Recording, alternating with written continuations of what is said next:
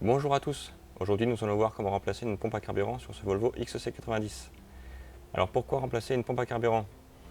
La raison première est toute simple, c'est qu'il est tombé en panne après avoir consommé un peu plus de la moitié de la réserve en gasoil, ce qui pourrait vouloir dire que la pompe à carburant n'arrive plus à aspirer le carburant disponible dans la seconde partie du réservoir. Donc la pompe à carburant, elle se présente comme ça, c'est elle. Donc celle-ci vient se loger et aspirer le carburant directement dans la première partie du réservoir par cet orifice, ici, au centre. Il vient également la renvoyer et la récupérer par cette durite jusqu'à la seconde partie du réservoir. Donc il se peut que cette durite soit blessée en fait. Ça pourrait être la raison pour laquelle le carburant n'arrive pas une fois qu'il en reste moins de la moitié. On pourra également voir, confirmer ça, si on trouve plus de carburant d'un côté que de l'autre dans le réservoir. Parce que la pompe est censée le répartir en permanence. Si le niveau n'est pas le même des deux côtés, ça confirmerait que la pompe n'arrive pas à envoyer le carburant d'un côté ou à l'aspirer. Alors comment on accède à cette pompe? Alors là je suis sur la porte arrière droite. La pompe est assez proche des roues arrière, le réservoir est assez proche des roues arrière. Donc il se situe quelque part par là et la pompe également. Les durites qui sont connectées à la pompe vont ensuite aller chercher le carburant et l'envoyer également dans la deuxième partie du réservoir qui doit se situer quelque part par ici.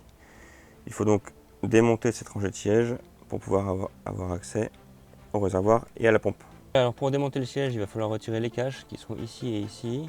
Et ensuite, on va pouvoir accéder au boulon qui le fixe à la voiture. Alors on voit également que le siège du milieu, là, il a une prise.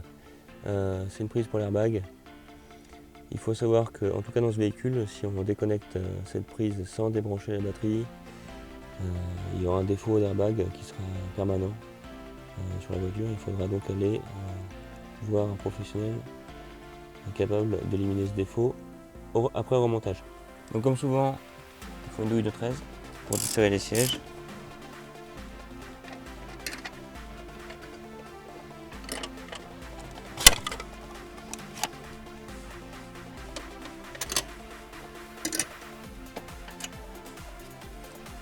Voilà, le connecteur orange est débranché.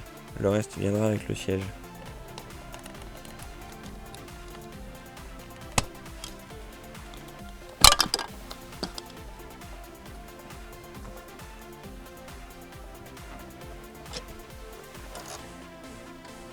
Voilà, les sièges sont sortis.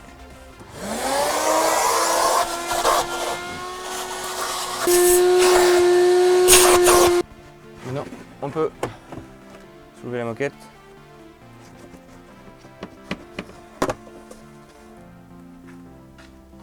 On a un second isolant folique. On va essayer d'éviter de le casser. Voilà. Alors maintenant, a-t-on accès? Oui. Au deuxième, puis vers la pompe à carburant. Et on a ici un tuyau de chauffage pour la troisième rangée de siège qu'il faut enlever si on veut pouvoir soulever cette moquette. Donc il s'agit simplement de deux demi-tubes qui étaient liés au milieu de la voiture et qui remontent là sur les côtés. Donc il s'agit de les dégager et de les faire descendre. Et maintenant, un moment de vérité, voilà, on a accès à toutes les vis. Pour ouvrir ce capot, une petite douille de 10. Alors bien sûr, à partir de maintenant, on va éviter de s'en griller une, s'allumer une clope ou ce genre de bêtises.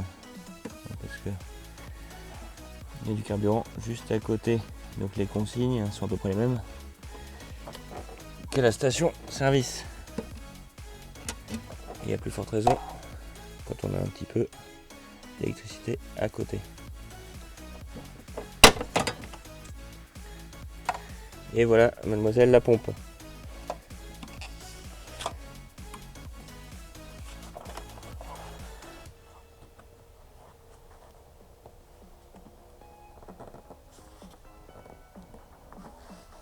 Alors pour les durites de carburant,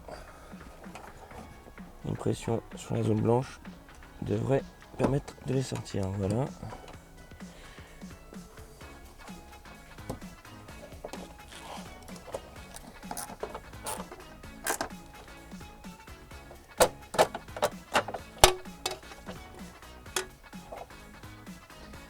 Alors pour accéder à la jauge et la démonter, il faut une clé comme ceci.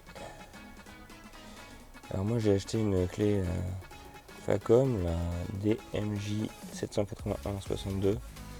J'avais acheté autre chose, ça ne va pas du tout. L'utilisation est assez simple, hein, c'est une clé universelle. Donc la largeur de l'écran plastique peut être ajustée, enfin la clé peut être ajustée à l'écran plastique en desserrant la bague qui est là, en ajustant la largeur avec le doigt qui est ici. Une fois que la bonne taille est trouvée, on resserre l'écrou et on met une douille de 16 je crois. Ouais. Et on peut dévisser cet écrou. Alors pour retirer la jauge et la pompe, moi je vous prends un bon grand bac en plastique pour éviter d'en mettre partout. Et quelques bons chiffons pour pouvoir nettoyer ou en tout cas protéger.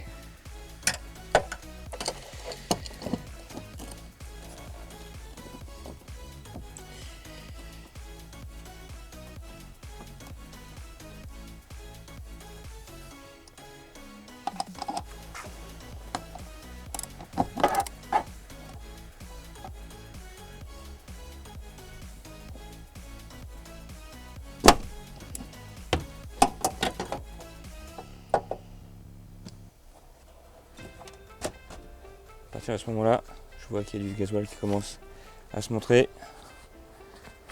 On va chausser autre chose. Je n'ai pas forcément pris le plus commode en ce mois de juin, mais des gants résistants aux hydrocarbures. Alors les miens, c'est des gants hiver. Donc pour pouvoir retirer facilement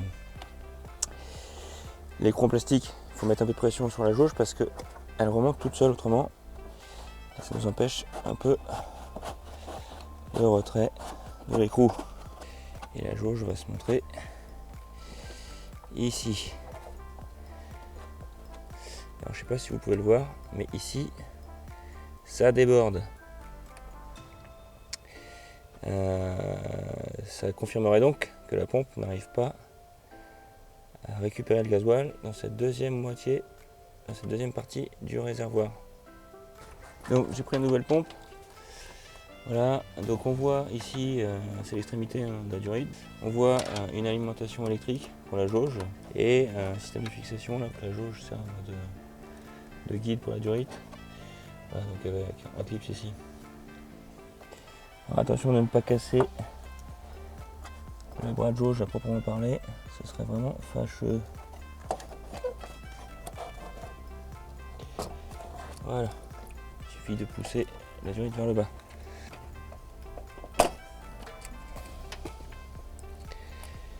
Voilà la jauge, la durite est accessible. Vu le niveau de carburant qu'il y a là, c'est pas forcément évident. Voilà.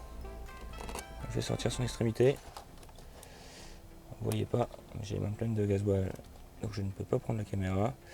Ce qu'il faut faire à présent, c'est attacher cette durite quelque part avec une corde pour pouvoir, en retirant la pompe à gasoil, récupérer la durite avec la corde qui viendra avec et l'attacher à la nouvelle durite. Bon, je vais essayer d'éviter de mettre du carburant partout. Alors, je prends une pompe toute bête pour remplir les poêles à fioul et je vais essayer de mettre un peu de gasoil dans ce jerrycan.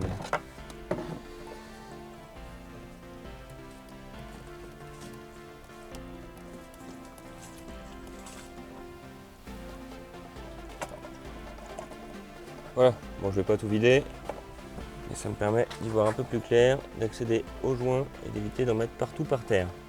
Donc la corde en question, alors il faut éviter de prendre une corde trop friable, elle va quand même dans le gasoil. Donc si on la casse, on peut être très embêté, c'est-à-dire qu'on ne saura plus retrouver le parcours de la durite de la pompe pour revenir jusqu'ici.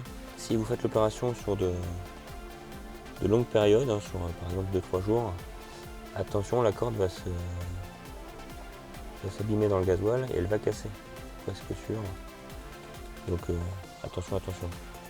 Donc j'attache la corde sur un point fixe accessible de la voiture. Je vais attacher l'autre extrémité à la durite.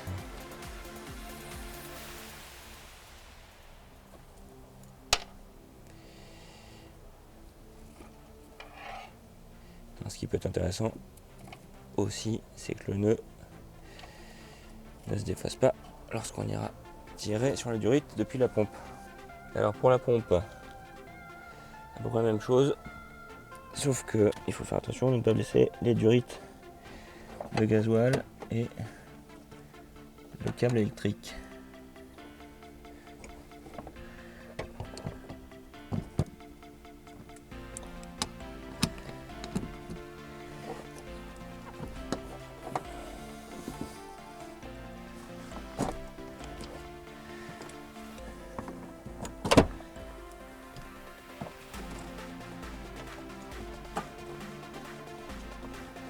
Alors attention également, il y a un sens de montage pour la pompe. On le voit sur la jauge de l'autre côté par exemple. Je ne sais pas si vous le voyez ici, il y a une flèche. La flèche doit être orientée vers l'arrière de la voiture. Alors pour la jauge, c'est assez simple, hein, on la met sur la durite, on appuie dessus et on visse l'écran plastique. Pour la pompe, le problème c'est qu'il y a la durite qui va de l'autre côté, qui est dessus aussi. Et si on la fait tourner, on peut pincer et casser la durite. Alors le problème également, c'est que quand on se sert de cette clé pour visser l'écran plastique, la pompe et la jauge, hein, c'est pareil, sont en pression, donc elles remontent avec l'écrou. Donc quand on tourne avec cette clé, la pompe et la jauge tournent un peu. Donc il faut surveiller ça en essayant de regarder à travers la clé et prévoir le coup pour qu'au serrage final, la pompe soit en bonne position sans la faire tourner, ou en tout cas très peu, le moins possible pendant le montage ou le démontage.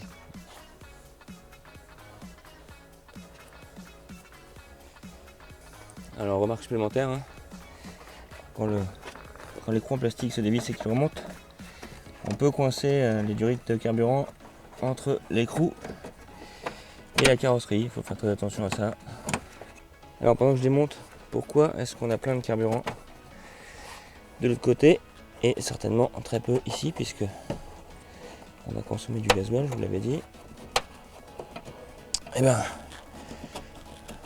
il peut y avoir un problème sur le sertissage de la durite, ou alors il peut y avoir une poussière qui a bouché la durite. Alors il y a une jauge aussi, hein. Donc allez pas la casser.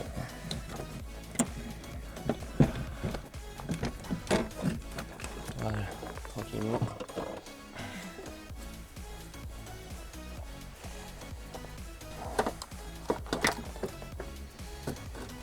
Voilà.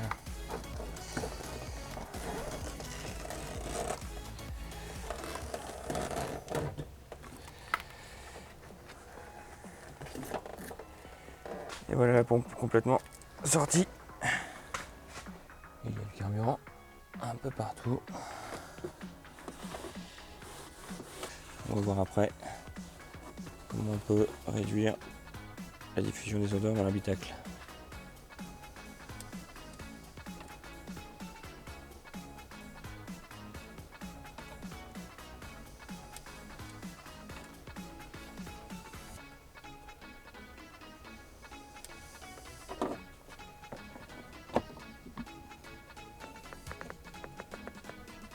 Alors sur le nouveau joint, je vais mettre un lubrifiant à base de silicone.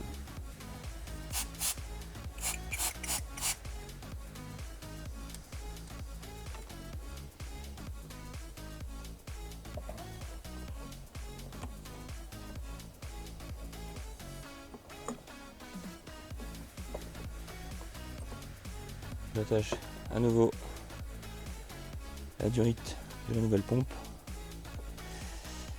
pour la faire circuler dans le réservoir par le bon chemin jusqu'au côté conducteur.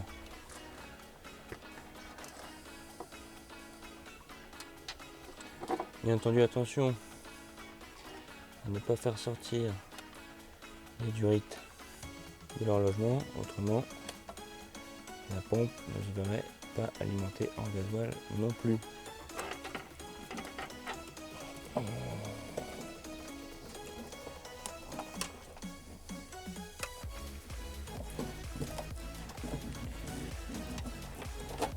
Alors, je vais commencer à guider de l'autre côté.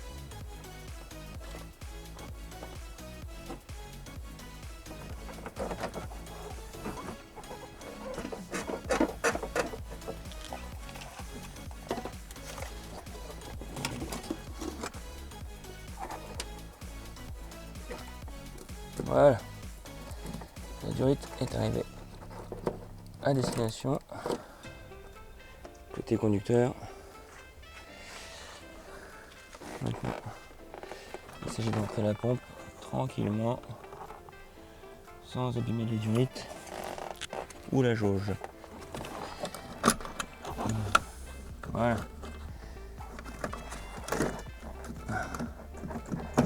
N'oubliez pas qu'il y a un sens de montage, la flèche vers l'arrière de la voiture. Voilà. Alors avant de la fixer, je vais vérifier que ma durite est bien de l'autre côté.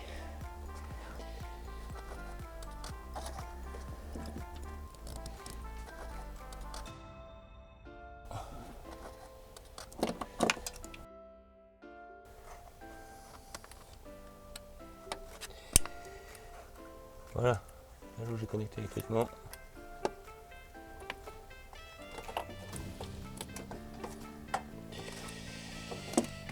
Alors moi je n'ai pas vidé suffisamment de gasoil, je vous conseille fortement de faire ça avec un réservoir peu rempli.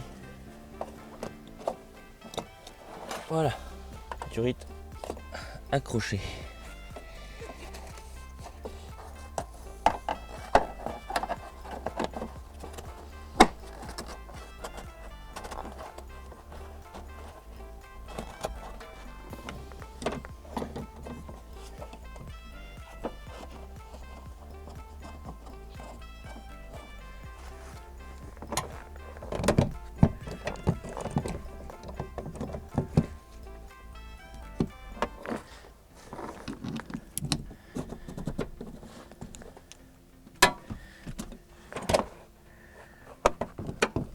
Alors c'est ce que je vous disais, hein. Attention à la position de la pompe, il ne faut pas qu'elle tourne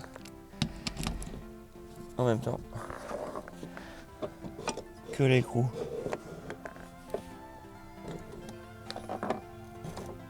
Voilà ce qui est mon cas. Je libère un peu cet écrou, on va remettre la pompe.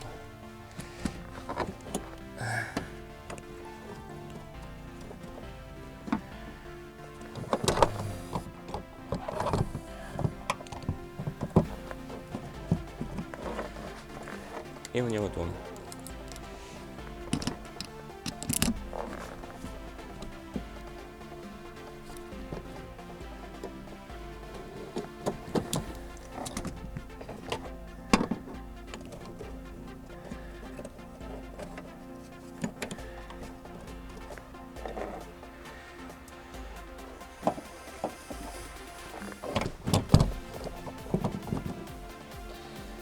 Si on la fait trop tourner, je vous rappelle qu'on peut casser la jauge et la durite.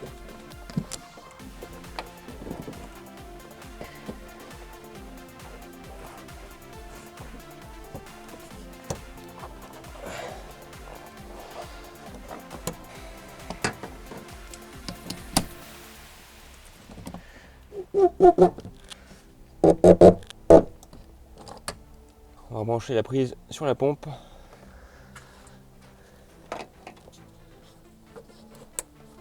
Et on va faire un premier essai simplement en mettant le contact pour écouter ce qu'il se passe. Donc avant de mettre le contact, je vais me tenir prêt quand même pour vérifier sous la voiture s'il n'y a pas du carburant qui sort.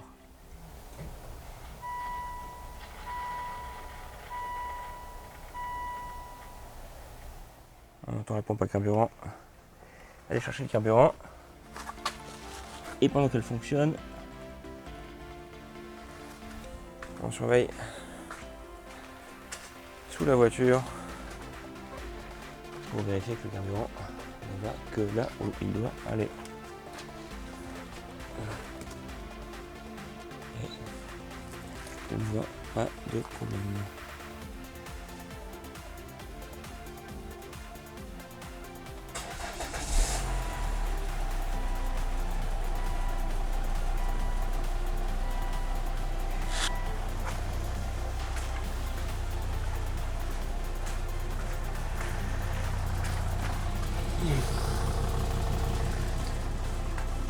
Bien, pour la suite, ça se passe dans l'ordre inverse.